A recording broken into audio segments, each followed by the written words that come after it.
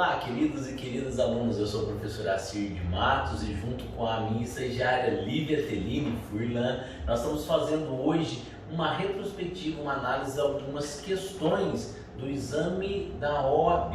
E o que é mais importante, Exame Unificado de 2020, e nós vamos falar sobre ética. Como você já está acompanhando no nosso canal, ética tem um peso muito importante na prova da OAB. Primeira pergunta de hoje então. Havendo indícios de que Sara obteve inscrição na Ordem dos Advogados do Brasil mediante prova falsa, preste atenção nisso, prova falsa, foi instaurado contra ela o processo disciplinar. Sobre o tema, assinale a afirmativa correta. Então é importante você ler o Estatuto da Advocacia, o Código de Ética, porque essa resposta está lá escrita de uma forma bem simples. Mas quando você lê aqui, você vê que não é tão simples acertar essa resposta. A alternativa A, o processo disciplinar contra Sara pode ser instaurado de ofício ou mediante representação que pode ser anônima? Olha, em caso de revelia, ou seja, Sara não contesta o processo disciplinar, vai seguir sem defensor dativo, não vai ter ninguém para defender a Sara, o processo disciplinar instaurado contra Sara será em regra público? Será que o processo administrativo contra o advogado é público ou ele é sigiloso? E o recurso contra eventual decisão que determine o cancelamento da inscrição de Sara não terá efeito suspensivo? Olha, uma das grandes questões, ou uma das grandes macetes que você pode fazer numa prova, quando é múltipla escolha, às vezes você pode esquecer aqui o texto e vir somente para as perguntas e ver o que na pergunta não tem lógica, porque muitas das respostas por si só já ficam excluídas. E olha só, qual seria a resposta correta então? A resposta é a alternativa D. O recurso contra eventual decisão que determine o cancelamento da inscrição de Sara não terá efeito suspensivo. Por quê? Olha lá, em 3 circunstâncias ele não tem efeito suspensivo. Então veja, como regra, os recursos têm efeito suspensivo. Lembra aqui lá do processo civil? Efeito suspensivo, suspende o cumprimento da decisão, e efeito devolutivo, que devolve toda a matéria para o tribunal. Porém, dentro da OAB, olha lá, essas 3 hipóteses só têm efeito devolutivo. Recurso contra decisões relacionadas à eleição da OAB, recurso contra a decisão que determinou a suspensão preventiva e a resposta nossa aqui, recurso contra a decisão que cancelou a inscrição do advogado em decorrência, veja, de prova falsa. Vamos voltar à questão? Olha aqui, prova falsa. Então, se tinha no texto, na pergunta, prova falsa, esse é um indicativo do que era a resposta correta. Tá vendo? Artigo 77 do Estatuto da OAB. A outra questão, olha que interessante, em certo município, os advogados André e Helena são os únicos especialistas em determinados assuntos jurídicos. Já vai pensando aqui, assunto jurídico, especializado, município. Por isso, André foi convocado a participar de entrevista na imprensa escrita sobre a repercussão de medidas tomadas pelo Poder Executivo local relacionada à sua área de especialidade. Qual que você começa a pensar aqui? Pode o advogado ou advogada com frequência estar dando entrevista na televisão ou não? Rádio e tudo mais? Durante a entrevista, André convidou os leitores a litigar em face da administração pública. Olha isso daqui, tá?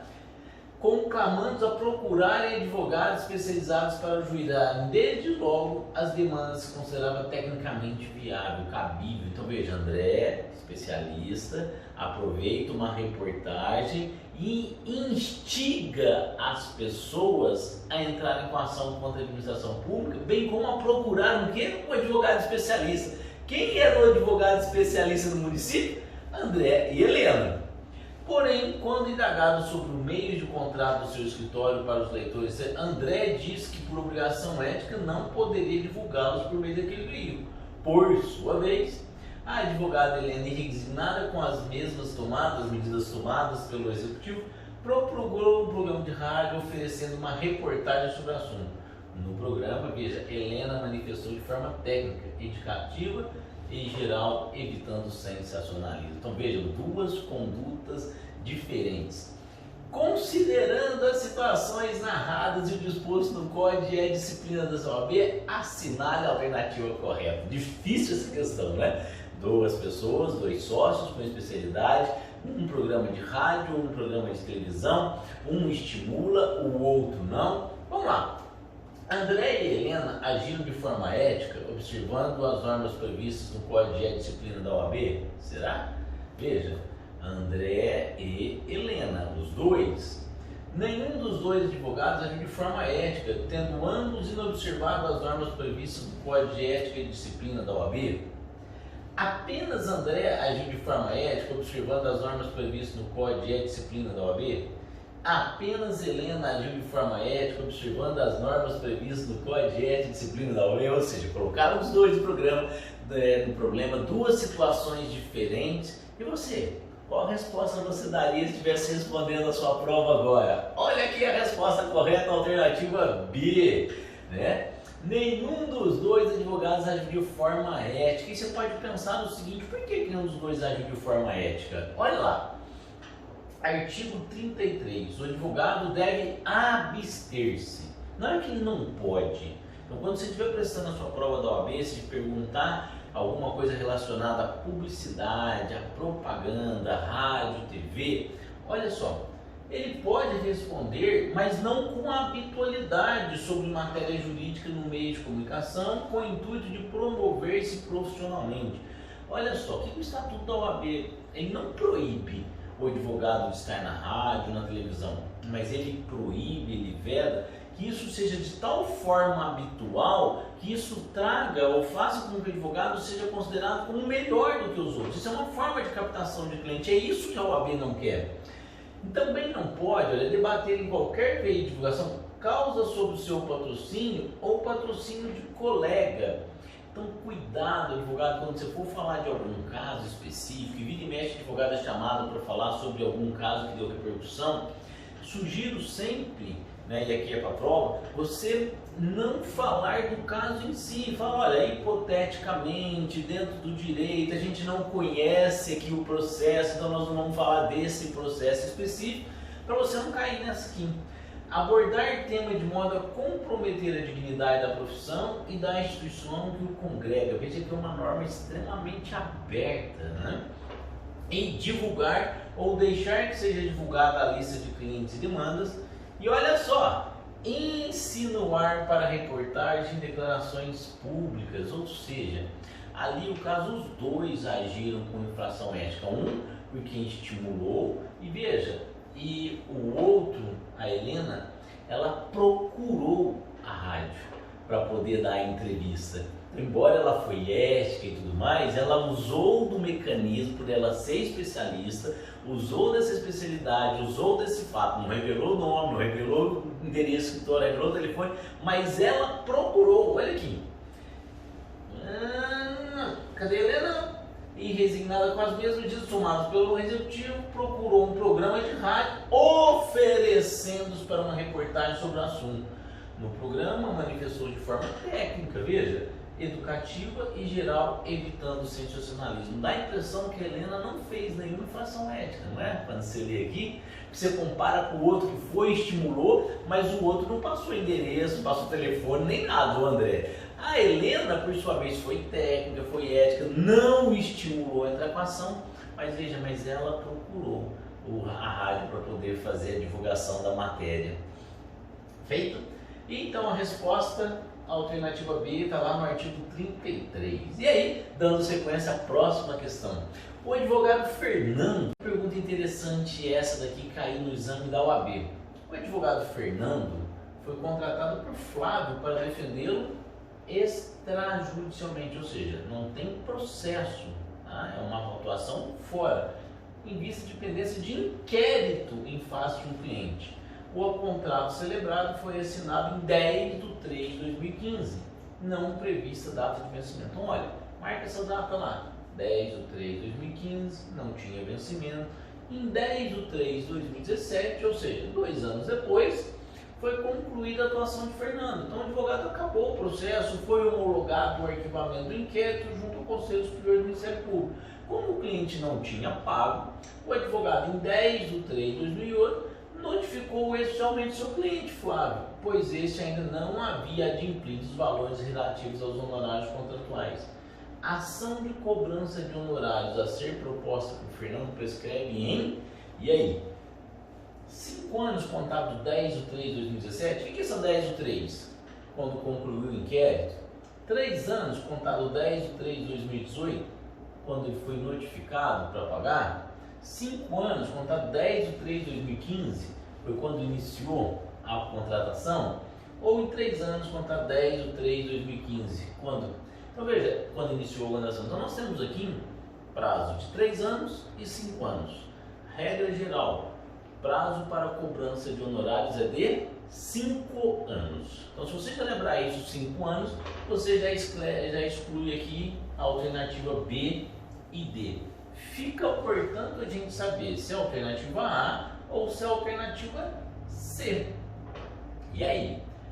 Resposta do nosso gabarito, alternativa correta, alternativa A. Conforme o artigo 25.3 do Estatuto, prescreve em 5 anos a ação de cobrança de honorários contado o prazo do vencimento do contrato. Naquela pergunta não tinha vencimento do contrato. Do trânsito em julgado não tinha decisão, porque era extrajudicial. Da última ação do serviço extrajudicial, poderia até ser uma pegadinha aqui. Desistência ou transação, não teve nem desistência nem transação. E a correta seria aqui, da renúncia ou revogação do mandado. Como informa o enunciado da questão, não havia prazo para o vencimento do contrato. Portanto, o prazo será contado do término do serviço extrajudicial. Portanto, 10 de 3 de 2007, quando houve o quê? A homologação do inquérito, do arquivamento do inquérito. Feito? Vamos lá. Essa agora vai falar de sócios ali, Antônio, Daniel e Marcos constituíram uma sociedade. Antônio, Daniel e Marcos, advogados associados, com sede em São Paulo e filial em Brasília. Sociedade de advogado, basta você lembrar que ela tem uma regulamentação própria, precisa estar registrada também pela OAB. Então o contrato passa pela OAB, a OAB aprova, depois é que você faz todo o outro trâmite, junto à Receita Federal, para ter o CNPJ e tudo mais. Após o desentendimento entre eles, Antônio constitui sociedade unipessoal da advocacia, com sede no Rio de Janeiro. Marcos, por sua vez, retira sua sociedade, Antônio, Daniel e Marcos advogados. Sobre a situação apresentada, assinale a afirmativa correta. Difícil, olha só. 3 sócios separam a sociedade, um monta a sociedade unipessoal. E então, olha lá, Daniel não está obrigado a manter inscrição suplementar em Brasília, já que a sociedade Antônio, Daniel e Marcos advogados associados tem sede em São Paulo. Você sabe, que quando você tem uma certa quantidade de ações, você em outro estado, você é obrigado também a pagar uma anuidade suplementar. O que significa isso? Pagar uma anuidade junto a outro estado da federação. Anuidade para a OAB, Então você paga de onde você tem a sua sede, e de onde tiver filiais com várias ações, você também precisa pagar a OAB referente àquele estado. Antônio deverá se retirar-se da Antônio, Daniel e Marcos advogados associados, já que não pode integrar simultaneamente uma sociedade de advogado e uma sociedade unipessoal de advocacia. Mesmo após o Marcos se retirar da sociedade, Antônio, Daniel e Marcos advogados associados, permanece o impedimento para que ele, Antônio, represente em juízo clientes com interesses opostos. E aí, hein? Era de uma empresa, de uma sociedade de advogados, deixou aquela sociedade, ele pode agora atuar contra os clientes que era dentro daquela sociedade anterior. E caso Antônio também se retire da Antônio, Daniel e Marcos advogados associados, a sociedade deverá passar a ser denominada Daniel Sociedade Individual de Advocacia. Vamos lá. E a resposta correta, está na alternativa D, da sociedade Antônio, Daniel e Marcos advogados, restou apenas Daniel na sociedade, que passou a possuir a concentração de todas as cotas das sociedades, que deverá obrigatoriamente ser formada pelo nome do seu titular, completa ou parcial com a expressão Daniel, Sociedade Individual da Advocacia, conforme o artigo 5º, parágrafo 7 e artigo 16, parágrafo 4º do Estatuto da OAB.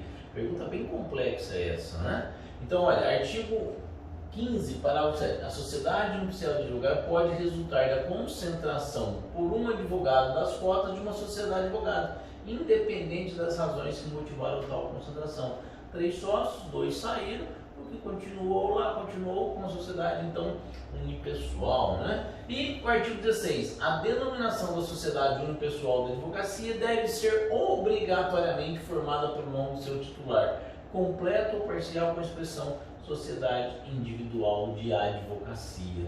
Pergunta bem mais complexa, exige um pouco mais de conhecimento, mas já fica a dica aí. 3 sócios, se 2 se retiraram, aquele que permaneceu na sociedade, ela muda e passa a ser uma sociedade unipessoal.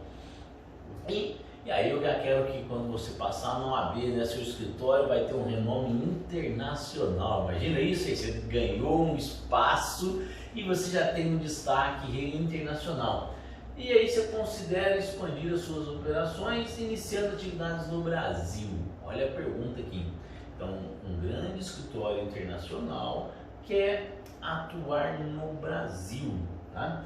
Preocupados em adaptar seus procedimentos internos para que reflitam os códigos brasileiros de ética profissional, seus dirigentes estrangeiros desejam o quê? Entender melhor as normas a respeito da relação entre clientes e advogados do país. Sobre esse tema, é correto afirmar que os advogados brasileiros podem, para adoção de medidas judiciais urgentes e inadiáveis, acertar a procuração de quem já tenha patrono constituído sem prévio conhecimento deste?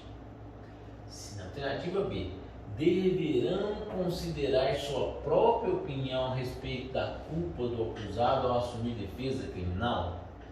Alternativa 3, podem funcionar no mesmo processo simultaneamente como patrono e preposto do seu cliente desde que tenham conhecimento direto dos fatos? E podem representar em juízo clientes com interesses opostos e não integrarem a mesma sociedade profissional, mas estiverem reunidos em caráter permanente para a cooperação recíproca? Veja que as perguntas da OAB em relação à ética não é fácil, né? E tem um peso muito elevado, por isso você precisa dedicar isso. E a resposta aqui, alternativa A. Qualquer advogado poderá sim aceitar a procuração de que já tenha patrono constituído, salvo por motivo plenamente justificado ou para adoção de medidas judiciais urgentes inadiáveis. Conforme a segunda parte do artigo 14 do Código de Ética da Disciplina, olha lá, o advogado não deve aceitar a procuração de quem já tem patrono constituído. Isso é fato. Se já tem um advogado constituído, você como advogado não pode ir lá e juntar uma outra procuração, desde que o outro advogado não saiba, porque se tiver com prévio conhecimento, é possível, salvo por motivo plenamente justificável ou para adoção de medidas judiciais urgentes e inadiáveis. Aqui é a grande pegadinha para isso, né? Às vezes é uma medida urgente, mas a OAB fica muito de cima disso, pessoal. Você já tem um advogado, o ideal é que o advogado que vai ser constituído fale com o outro, dê o consentimento para o outro para que ele tenha ciência. Tem uma exceção aqui por motivo plenamente justificável. Então, é possível, tem exceção pelo Estatuto da Advocacia, onde já tem um advogado e outro advogado junto uma nova procuração. Mas cuidado, que isso é um grande problema para quem vai atuar na advocacia. Então, tome muito cuidado nessa prova. Quando falar que já tem um advogado no processo, veja se não é uma dessas hipóteses aqui de exceção, porque a regra é dar ciência primeiro para o outro advogado, para o advogado que já foi constituído, tá? E por que é falta de ética? Imagina que você está atuando num processo, o cliente te contratou, de repente do nada esse cliente procura um outro advogado, esse advogado entra com uma nova procuração e você é retirado do processo sem saber nada. O que o Estatuto da Advocacia quer? Que o advogado que vai pegar nessa nova procuração, ou seja, que vai destituir ou que vai atuar junto com o advogado que já estava previamente constituído, que eles conversem. Até porque, amigos, né, permita-me dizer assim, de amigos e amigas, porque logo vocês já vão estar passados na OAB, já vão ser colegas de profissão, pode que isso aconteça com você. O cliente te contratou, você está ali atuando, e de repente ele vai procurar um outro colega vem e te tira do processo sem nem ao menos você ficar sabendo. Isso não é ético, né? Mas cuidado, tem aqui essas duas exceções, tá bom? E era isso que nós tínhamos para falar nas nossas perguntas e respostas sobre exame da OAB. E hoje nós falamos então sobre ética. Espero que você tenha gostado. Se gostou, deixa o seu like, ativa o sininho, compartilhe aí com outros alunos, para que a gente possa realmente levar o conhecimento de uma forma gratuita aos demais futuros operadores do direito.